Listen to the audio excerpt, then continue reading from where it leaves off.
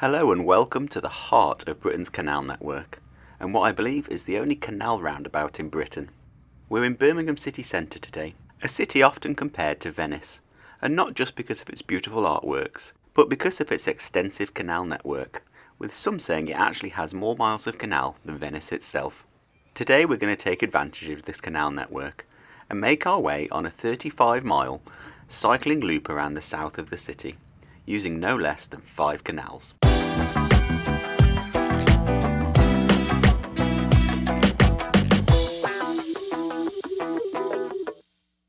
We're starting our ride from Old Turn Junction, where the Birmingham Mainline Canal meets the Birmingham and Fazely Canal, and we're going to head east down the Birmingham and Fazely Canal. We'll use this canal to make our way to Aston Junction, where we'll take a right and head down the Digbeth Branch Canal. The Digbeth Branch Canal will take us to Bordesley Junction, where we can then join the Grand Union Canal and make our way south out of the city. At Kingswood Junction, we'll turn onto the Stratford upon Avon Canal and begin our journey north back into Birmingham, where we'll join the Worcester and Birmingham Canal, which will take us back into Birmingham city centre. Canals in city centres are quite often busy areas, and the Birmingham and Fazely Canal, as it heads out of Birmingham city centre, is no exception. So do take a bit of caution as you head through here, and make sure you have a bell. As we head out of Birmingham city centre, we go down the Farmers Bridge Locks. This is a set of 13 locks that drop the level of the canal by 81 feet. As we head down Lock 4, we get a great view of the 140 metre high BT Tower. The tower was completed in 1965 and was originally called the Post Office Tower. At 140 metres, it is the tallest building in the city. The tower did originally stand at 152 metres, but after the removal of some of the telecommunications equipment from the top in May 2022, the height was reduced down to the now 140 metres. Moving on past the tower, we head under a rather dank tunnel at Knowle Street, which then takes us under a building where there were a number of locks literally underneath this high-rise building. It's quite strange to look back and see the canal disappear underneath this building. At Lock 12 we descend to head under Livery Street, which is quite a small bridge and quite tight for space, so do be careful here. After passing under Livery Street, we come out in quite a cavernous structure. This is the Solihull viaduct, which carries the lines north from Solihull Station, heading towards West Bromwich. After exiting the viaduct, we pass by some youths using the lock gate as a seat, and then head under Solihull Road. Here there were 2 people sat surrounded by litter, listening to music. For the life of me, I don't know why people would hang around here, but they do. I quite enjoyed the Welcome to Birmingham graffiti on the right side of the canal here. But as welcoming as that graffiti was, it was nice to get out from under this tunnel and back to where the canal opens up a little bit and there's less litter strewn across the towpath and in the canal.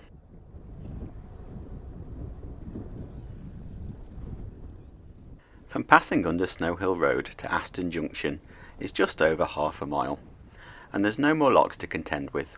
We go under the occasional bridge, but nothing like the dank tunnels that we saw closer to the city centre.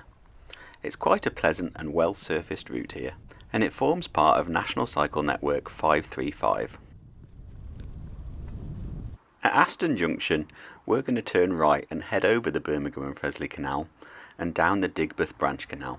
The Birmingham and Fazely Canal carries on and heads east towards Fazely, hence the name Birmingham and Fazely Canal. Its original purpose was to link Birmingham with the Coventry Canal, which then connected with the Oxford Canal to give a link between Birmingham and London. But we're going to turn right here and head down the Digbeth Branch Canal to connect with the Grand Union Canal, which also heads down to London.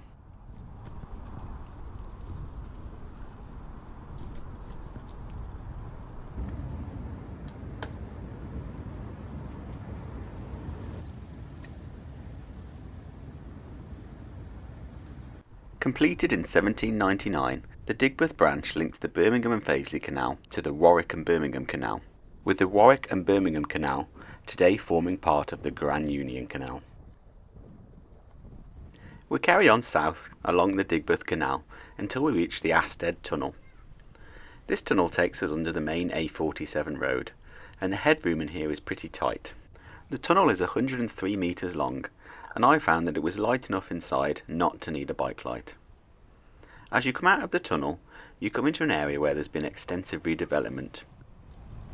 Here you can find the regional office for Unite, one of the two biggest unions in the country, as well as Birmingham City University, which buildings surround the canal at this point. The locks here, which take the canal down to a lower level, are aptly known as the University Locks. After descending a few more locks and passing under Curzon Street, we come out at the under construction HS2 line. This is the new high-speed line between Birmingham and London, and it's quite controversial to say the least. The line will cross the canal here on what looks to be quite an impressive viaduct.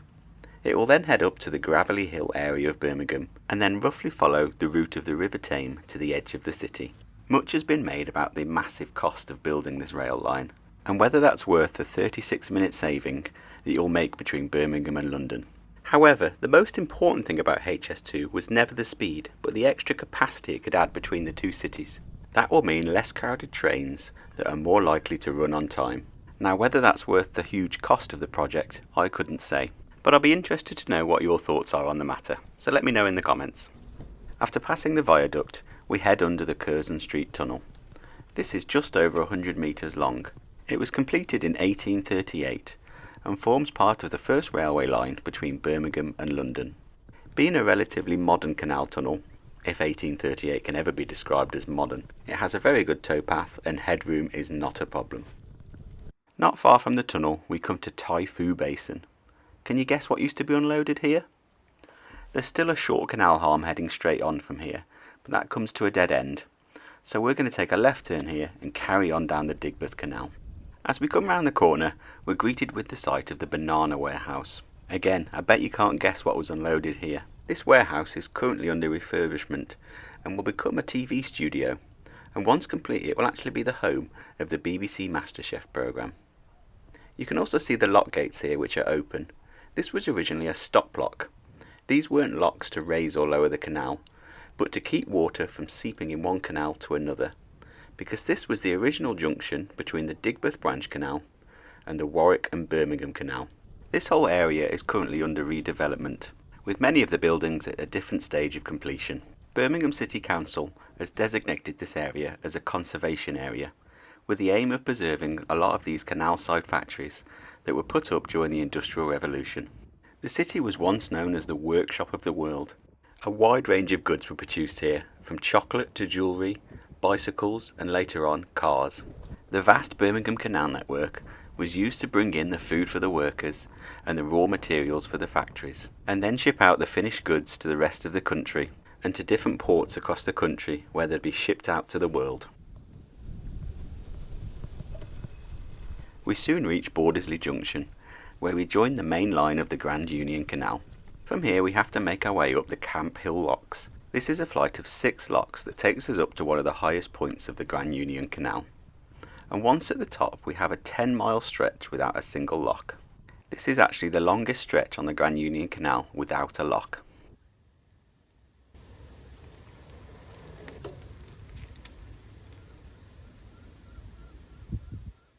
As we pass through the Smallheath area of Birmingham, yes, the same Smallheath in which Peaky Blinders was set, we still see a lot of industrial buildings along the canal, but it is starting to feel a little bit more open here, and there's a bit more greenery as we head out to the suburbs of Birmingham. The canal is arrow straight as we go past the more modern industrial area in Fazely, and the towpath is really well surfaced as we make our way further south towards the area of Solihull, the posh part of Birmingham. That is if you count Solihull as actually being part of Birmingham. I always thought it was, but I'm no expert on the matter. So do take it easy on me in the comments if you think otherwise. As we head into the Solihull area, the canal enters a cutting with a lot of vegetation around the edges, and in some parts it almost looks river-like. I also spotted here what appears to be Birmingham's smallest home. I wonder who lives in a house like this. The canal continues to be quite peaceful, only occasionally reminding you that you're in a city. And as we pass under the Lincoln Road Bridge, we head onto a gravel surface, which makes the canal feel even more rural, even though we are still firmly in the Birmingham suburbs here.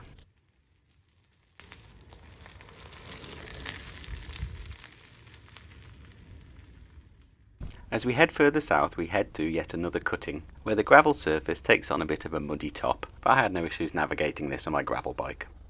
It's here we pass by the Jaguar Land Rover Solihull plant. Jaguar and Land Rover have long had a connection with the city of Birmingham. Jaguar originally started as the Swallow Sidecar Company and opened its first Midlands factory in 1928. After World War II, it changed its name to Jaguar Cars, as for some reason it no longer wanted to have a name with the initials SS. The first Land Rover was also launched after World War II. Being based on the military Willys Jeep, both companies became part of British Leyland in the late 60s. The plant here at Solihull was taken over by British Leyland in 1968, originally being a Rover factory. Both Jaguar and Land Rover had various ownership before being bought by Tata in 2008 and merged into one company, Jaguar Land Rover. And today cars from both brands are built in the factory here at Solihull.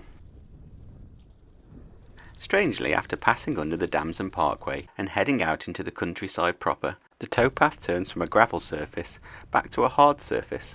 I did expect the towpath to deteriorate the further from the city we got, so this was a pleasant surprise. We carry on along this well-surfaced towpath until we come to the small village of Catherine de Barnes. An interesting name for a village, and apparently derives from the man who owned the land after the Norman conquest. There's an interesting sign here that tells us that locally the town is known as Cateney, or is that Catney?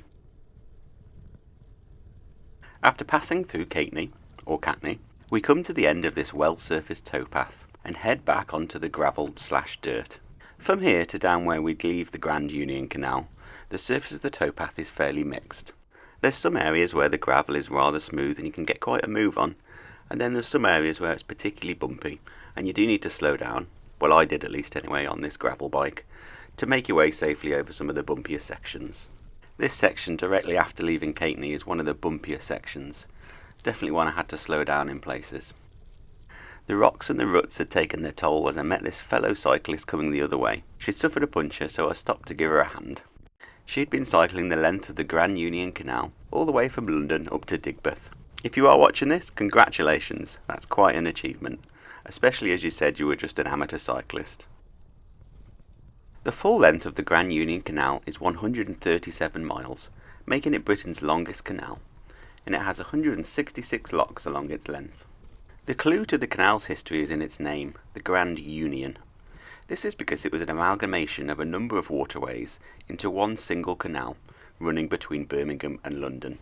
The main line of the canal is mainly made up by the Warwick and Knapton Canal, the Warwick and Birmingham Canal, and the Grand Junction Canal. The canal came into its current form in 1929, when a number of companies came together in an attempt to keep the canals competitive against the railways and the newly developing road system. And speaking of roads, it's not long before we hear the roar of the M42 motorway.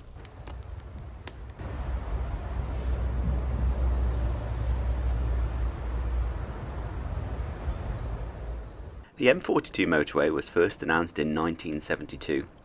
The first section opened in 1976, and the final section with the link to the M5 motorway was opened in 1989. After heading under the rather modern bridge, we carry on along this concrete towpath for a while, before heading back onto the dirt. After passing under the M42, we really are out into open countryside. This really is quite the contrast to some of the heavily graffitied urban canal sections we've used to get here.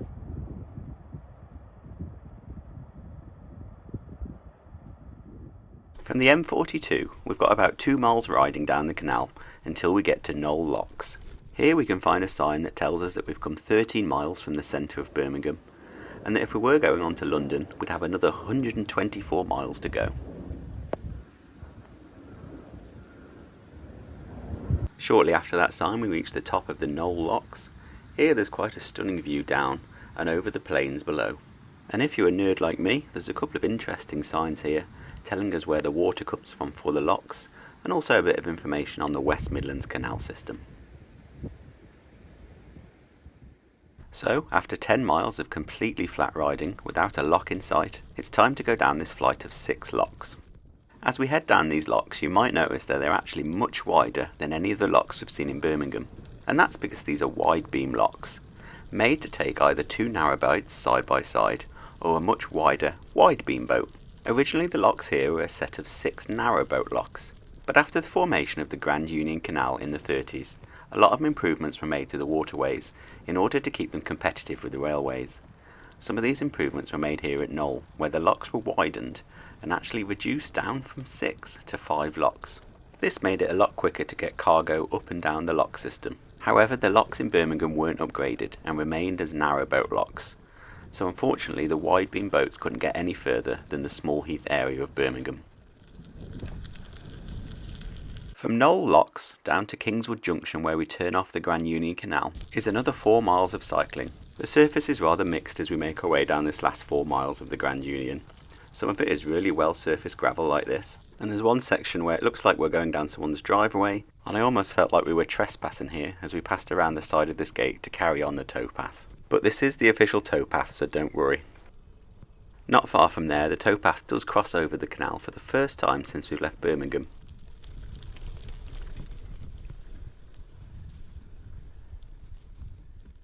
This final section from crossing over the canal down to Kingswood Junction probably had the worst surface of the entire ride. It wasn't all like this with these muddy bumps and ruts, but it was definitely not as good as the gravel path we've been following so far.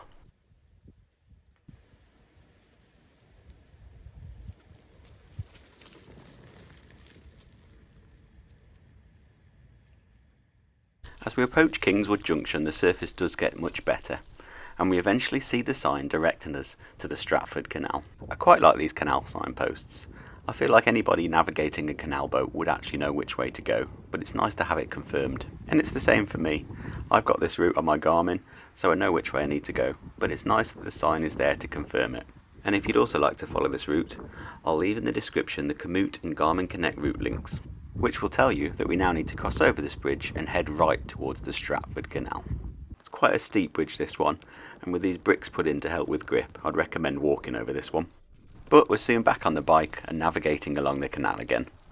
And if you'd like to make sure that this channel continues to navigate in the right direction, please do subscribe. It's completely free and makes a huge difference. And if you'd like to say thank you to the video and for the route, you can buy me a beer via a link in the description. Now, we're not quite on the Stratford-upon-Avon Canal proper yet, but a short connecting arm which links the Grand Union to the Stratford Canal. This was completed in 1803 and it's about 250 metres long. When we get to the main line of the Stratford-upon-Avon Canal, this little branch arm splits out into 2. The left arm heading towards the canal to head south, and the right arm is used to go north towards Birmingham. We do have to negotiate some steps here and cross over the left arm as we are going north towards Birmingham, and then we can head up the lock and we cross over the main Stratford-upon-Avon Canal and carry on our journey towards Birmingham. It's quite a pretty basin here, and there are signposts that lead us in the right direction. North being pointed out as going to Norton, which is in Birmingham, so we're going the right way. And interestingly, all the bridges here have this slot cut out in the middle of them. This was put here so when a canal boat was being pulled by a horse, the rope could be slotted through the slot in the bridge, so you didn't have to disconnect from the horse to carry on down the canal. As soon as we join the Stratford-upon-Avon Canal, we have the Lapworth Lock flights to contend with. This is a set of 26 locks, which raise the canal up to the Birmingham Plateau. Fortunately, some of those locks are below Kingswood Junction, so we only have to contend with 19 locks here. The locks start by being fairly spread out, but then locks 14 down to 6 are all right next to each other, making for a fairly steep but pretty climb.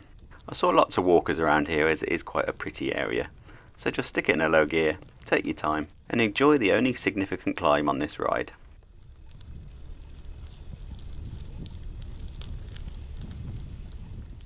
After passing lock number 6, the locks become spread out again. We do cross the canal in a couple of places as the towpath swaps sides as we make our way up the Lapworth Locks, but it's made fairly obvious which way the towpath is heading and where and when you need to cross.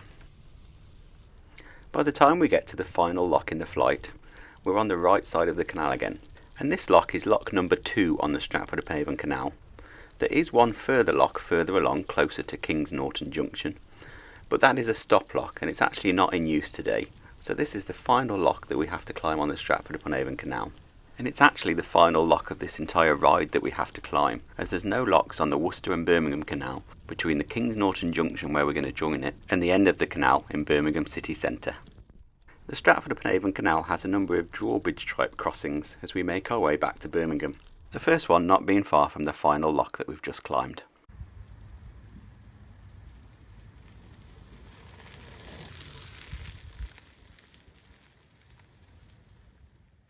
The surface of the towpath here is a really nice gravel surface, and it's really quite a rural, pretty area, and there wasn't that many people about, so we're able to put our foot down and make quite good progress when we have the right view down the towpath. At Hawkley Heath we come across an old coal wharf, which is now in the grounds of the Wharf Tavern pub. The wharf has been fenced off, which is a shame because I think you could make quite a nice feature out of this. Now the Wharf Tavern was closed when I passed by for refurbishment, otherwise this would make quite a nice place to stop on this journey. Across the road from the Wharf Tavern in Hawkley Heath is the showroom for some British car brands. Hawkley Heath is a deprived area, and these are the only cars that the locals can afford.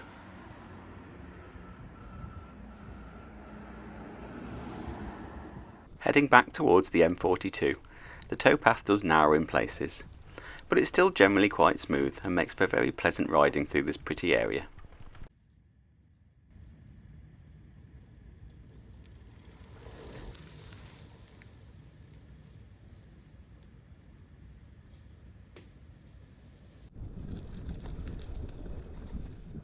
Construction of the Stratford Canal began in 1793, and it was designed to be able to bring goods and coal down from the West Midlands down to Stratford upon Avon, so it didn't miss out on the prosperity that the canals had brought to other areas around the country. The canal was built in stages due to money issues, with the first section being opened in 1796 and it ran down to Hawkley Heath from Norton Junction. The second section was completed in 1802. This ran from Hawkley Heath down the Lapworth Locks to Kingswood Junction and the connection with the Grand Union Canal, or the Birmingham and Warwick Canal as it was then. Construction of the final section of the canal down to Stratford only commenced in 1812, being finished and finally making its connection to the River Avon in Stratford in 1816. It's soon time to cross again under the M42 motorway as we carry on our journey back north towards Birmingham.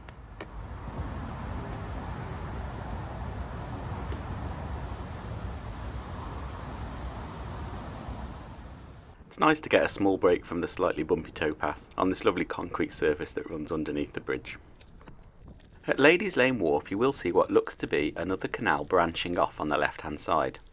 This is in fact a feeder canal which was built to bring in water from Eastwood lakes that were again built to provide water to the canal. At Dickens Heath there's quite a modern development on the side of the canal. This includes an impressive waterfall that looks like it runs down into the canal itself.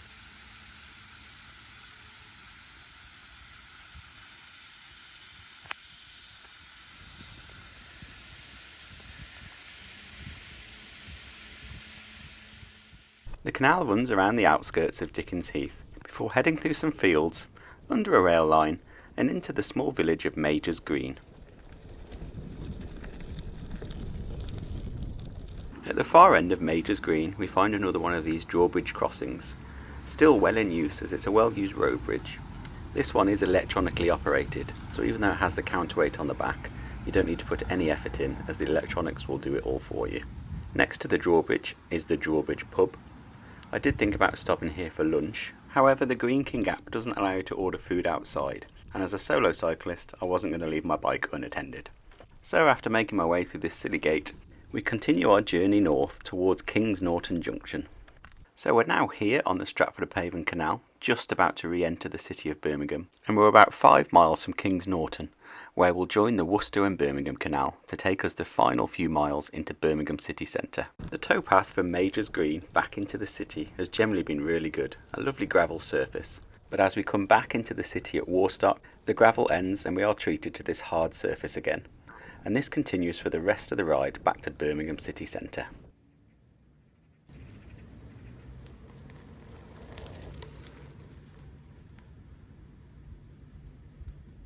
The canal winds its way through the Birmingham suburbs before we get to the Brandwood Tunnel. Work on the tunnel began in 1793 and by 1796 it was complete. As this is an early canal tunnel, it doesn't contain a towpath, so we do need to go up and over the top of the tunnel to rejoin the canal. and the horses of the day that pulled the boats would have had to do the same, while the men in the boats would have had to leg the canal boats through the tunnel. That is, to lay on their backs and push against the walls and roof of the tunnel to push the canal boat through the tunnel. The tunnel is only 300 metres long, so we don't have to spend a long time away from the canal. But it did feel very weird coming away from the canal and onto the streets after using the canal system for so long today. At the top of the canal path, if we take a left and cross over the main road, we can carry on along a shared path. And then we go left again as we get to the road here. And we are on the road here, but I'm still counting this as traffic free because there's sort of a cycle lane at the side. And as you can see, there's absolutely no traffic. And then we take a right turn to rejoin the canal path, which, as you can see, I missed the huge white arrow on the road and I missed the directions on my Garmin as well, so I did need to turn round, but easy enough to carry on and make my way down the towpath. It's worth us stopping here and taking a look back at the west portal of the tunnel. Above it is the portrait of William Shakespeare, as people heading down here were most likely going to Stratford upon Avon, the birthplace of William Shakespeare. But we're carrying on in the other direction towards Kingswood Junction.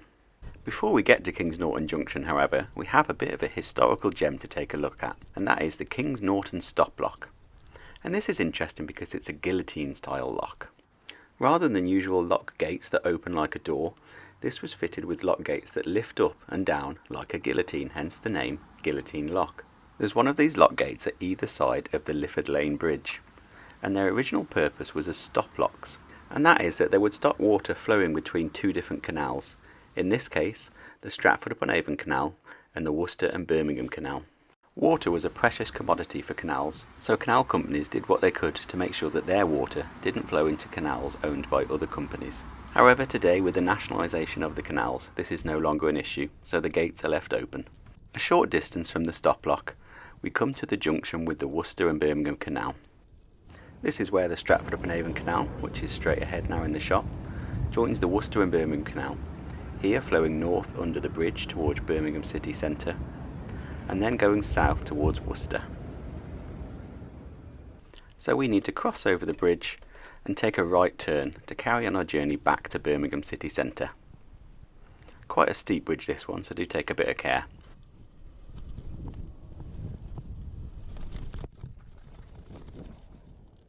As we head north up the Worcester and Birmingham Canal, we come to Lifford Lane. This is where the towpath swaps sides, so we need to head up and cross over the bridge. I did think at this point I was going to have to cross over the road, but quite cleverly the bridge has been designed so you can take a right turn and take another right turn and head back down to the canal without having to cross over the road. It's very similar to how the roving bridges or snake bridges were designed on lots of canals, so the horse could cross over without having to detach its rope.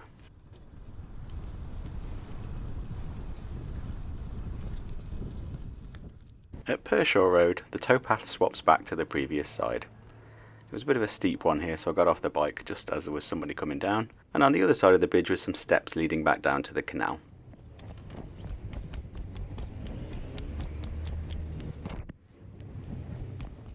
From here it's a short ride up to Bournville train station, and I think everybody knows what's made at Bournville. Cadbury was founded in 1824 in Birmingham by John Cadbury. He was a Quaker who had previously sold tea, coffee and drinking chocolate. Much of the Bournville area of Birmingham was developed by the Cadbury family for housing and leisure for the workers here at the Bournville factory. They introduced dairy milk chocolate in 1905, which everybody knows is the best chocolate in the world.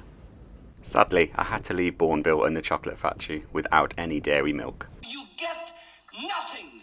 The canal carries on north and heads over the busy A38 road, and from the top of the aqueduct there's quite a good view across the city. On the left hand side you get a view of the quite distinctive Queen Elizabeth Hospital. This was named after Queen Elizabeth, the Queen Mother, wife of King George VI. It was opened in 2010 and replaced the previous Queen Elizabeth Hospital and Selly Oak Hospital. Over to the right hand side of the canal we get a great view of some of the buildings of the University of Birmingham, including the famous clock tower, known as Old Joe. This is the tallest freestanding clock tower in the world and is named after Joseph Chamberlain, the first Chancellor of the University back in 1900. From here, as we continue towards the city centre, the towpath became very busy. We pass by the university station and more university buildings, and the towpath is well surfaced right into the centre of the city. It was great to see that it was so busy, and it shows that if you build good cycling infrastructure and good walking infrastructure, people will use it. I normally like to get some footage of me cycling past the camera like I have earlier in this video, but this section of the Worcester and Birmingham Canal was just too busy to leave the camera. The canal had numerous engineers work on it, and construction began in 1792 from the Birmingham end, but it progressed rather slowly, and the canal didn't reach Norton Junction, where we joined, until 1796. As we approach the city centre of Birmingham, we pass under Bath Row, and then under Granville Street, and just seem to emerge right in the centre of the city. After passing under Granville Street, we're suddenly surrounded by high-rise buildings, including this building right in front of us, known as the Cube. After a short ride down here, we take the 90-degree left-hand bend to take us into Street Basin, and the end of the Worcester and Birmingham Canal. It's known as Street Basin because it's next to Gas Street, which was so called because it was the first street in the city to be lit by gas lighting. The end of the Worcester and Birmingham Canal lies under this bridge made of iron that crosses the canal right in front of us now. This is known as Worcester Bar, and there used to be a physical barrier here between the two canals. This was because the Birmingham Canal Company insisted that none of their precious water could go into the Worcester and Birmingham Canal. Cargo passing between the two canals had to be laboriously manhandled between boats. It took an Act of Parliament in 1815 to force the Birmingham Canal Company to allow boats to pass through, and the barrier was replaced with a stop block. We are now technically on the Birmingham Mainline Canal, so although I did say we're using 5 canals in this journey, if we count this short stretch up the Birmingham Mainline, we're actually using 6 canals today. But it's just a very short ride up the Birmingham Canal before we get back to our original starting point, at the heart of Britain's canal network. And here we are, we've done it. 35 miles and we're back to the famous canal roundabout in the centre of the city. I've massively enjoyed this ride. Although it's all been on canal, the landscapes have changed so much along the route. If you've enjoyed the video, please do give it a like and let me know what you think in the comments. And if you could subscribe to the channel, it really does help keep it afloat. If you'd like to try the route for yourself, I'll leave links to the route in the description of this video. If you'd like to say thank you by buying me a beer, I'll leave a link in the description for that too. Thank you very much for watching, and happy cycling.